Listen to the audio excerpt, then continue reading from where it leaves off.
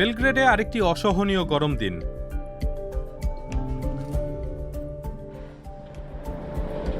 তাপমাত্রা প্রায় 40 degree Celsius ছুঁয়েছে। Znači samo আমরা শুধু hlad i ছায়া থাকি, voda পানি i পান করি। আমি জানি না ne znam, কোনোভাবে nekako আমাদেরকে da টিকতে se হবে। preživi, eto. Teško আমি podnosim কোনো রকমে većinu. গরম সহ্য করছি, পানি, ছোট ফ্যান ইত্যাদি সাথে রাখি। lepeze i tako.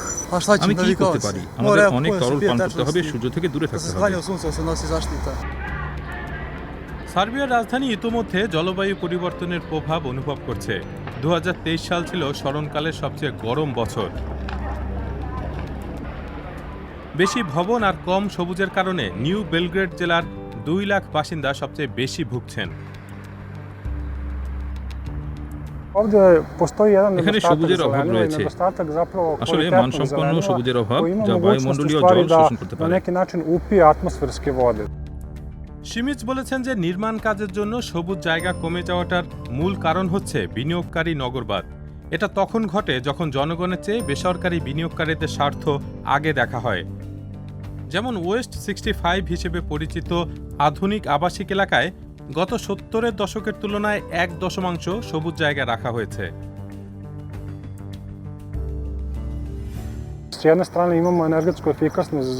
এসব ভবন সম্ভবত জ্বালানি সাশ্রয়ী এবং নির্মাণের মানও ভালো, কিন্তু এসব দিয়ে সবুজের ঘাটতি মেটানো যাবে না। অবশ্যই দুটোই দরকার, আর তখনই পরিবেশ বান্ধব বিল্ডিং কমপ্লেক্স তৈরি সম্ভব।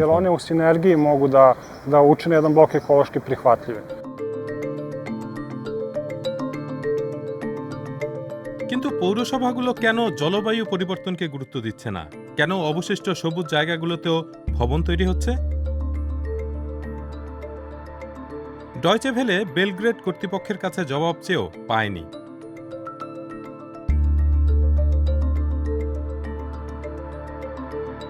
আবহাওয়াবিদ লাজার ফিলিপোভিচ মনে করেন যে ভবিষ্যতে কি হবে তার ইঙ্গিত পাওয়া যাচ্ছে।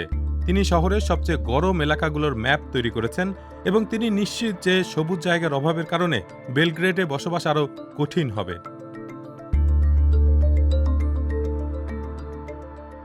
Mi smo pronašli u našem istraživanju da se u pojedinim আমাদের dijelovima গবেষণায় দেখা grada গেছে za শহরের কিছু অংশে letni period, znači oko বিশ্বের 90 dana, 90 čak দিনের 50 মধ্যে dana 50টির মতো রাতে বেশ javljaju kao গরম tropske থাকে। noći. Tada je সেই minimalna রাতগুলোতে temperatura তাপমাত্রা iznad 20 20 ডিগ্রির নিচে stepeni. নামে না। U suštini যদি এই kako ধারা se ovaj অব্যাহত trend থাকে, nastavlja, তাহলে Beograd će čak moći গ্রীষ্মমণ্ডলীয় da শহরগুলোর মতোই অবস্থা হবে doživi neke বেলগ্রেডে। uslove koji se javljaju u nekim যেমন gradovima koji 2050 সাল su নাগাদ tropski. Na বেলগ্রেডের primjer, তাপমাত্রা neka বর্তমানের projekcija কায়রোর da će do মতো হতে পারে। 2050 temperatura u Beogradu biti slična onoj koja je trenutno u Kairu. বিশেষজ্ঞরা মনে করছেন এক্ষেত্রে পরিবেশগত সূচক একটি সমাধান হতে পারে। এই সূচক একটি শহরের পরিবেশগত মান নির্ধারণ করে।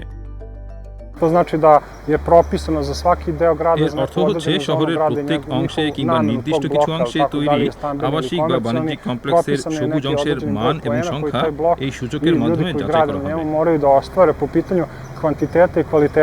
হবে।